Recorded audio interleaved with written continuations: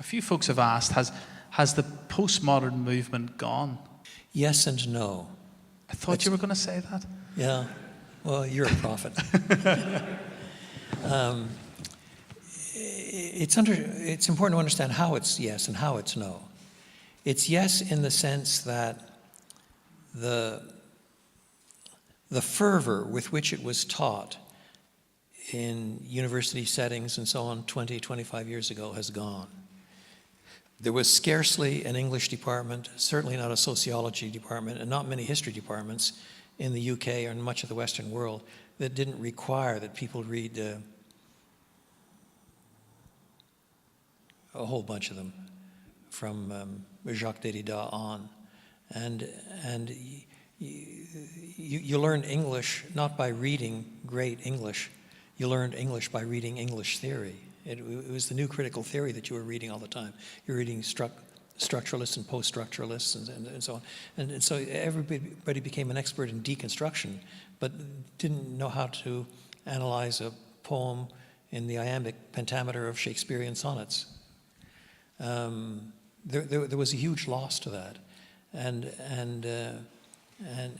out of that came a willful desire to critique society by virtue of such theory and so on. Most of that is gone.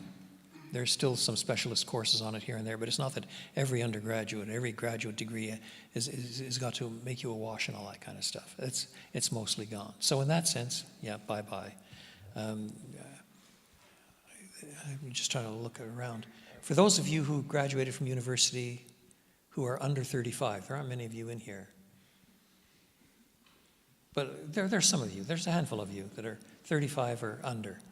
Have you read any Derrida? Has anybody here read any Derrida in the last 20 years?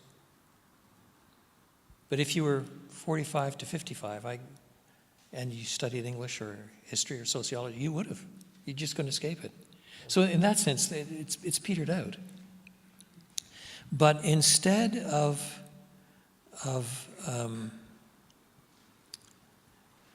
therefore losing the impact of the movement, what you've got is the effluent of the movement without the underlying base. You see, with the when people already knew that literature, when I wrote The Gagging of God, I interacted with that literature heavily. I came to understand it, and I interacted with it heavily. Now as a critique. Now I give it to students, and they say, who cares what these old guys think? You know? And so it goes right over their heads nowadays.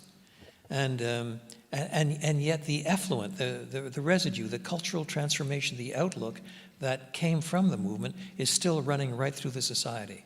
It's in our television programs, it's in our movies, it's in our books, it's in our moral structures, it's in our arguments, it's in our understanding of tolerance and so on and so on. In that sense, it's absolutely everywhere, and people don't see it for what it is. It's changed a bit. There's more emphasis on individualism. There's more theory regarding tolerance and intolerance. But there's a lot of it around, except that if you call it postmodern, there'll be some critics that will say, oh, that's all dead. Nobody believes that stuff anyway. And they fail to realize how postmodern they are as they're saying it. So it's in some ways it's easier. You need to understand less theory to answer it. In some ways it's harder. It's mushy. It's like a walloping big marshmallow. It's hard to punch it effectively.